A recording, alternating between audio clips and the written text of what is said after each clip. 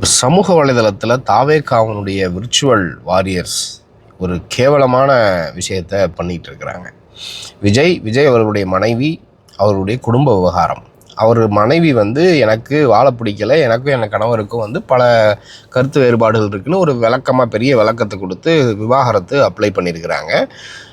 அதை இன்றைக்கி பார்த்திங்கன்னா சமூக வலைதளத்தில் தாவேகாவினர் விஜய் அவர்களுடைய மனைவியை கேரக்டர் அசாசினேட் பண்ணுறாங்க. திமுக கைக்கூலி, அதாவது வாயில் உச்சரிக்க முடியாத வார்த்தைகளெல்லாம் சமூக வலைதள பதிவுகளாக பதிவிட்டு வெளியே விட்டுக்கிட்டு இருக்கிறாங்க.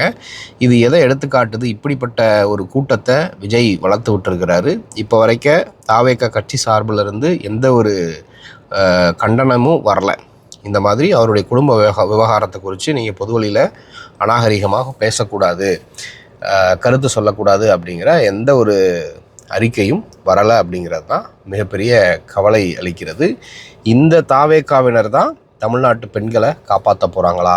இந்த தாவேகாவினர் தான் சொல்கிறாங்க திமுக ஆட்சியில் பெண்களுக்கு பாதுகாப்பு இல்லை அப்படின்னு. இதை குறித்து நீங்கள் என்ன நினைக்கிறீங்கன்றதை மறக்காமல் கமெண்ட்டில் சொல்லுங்கள்.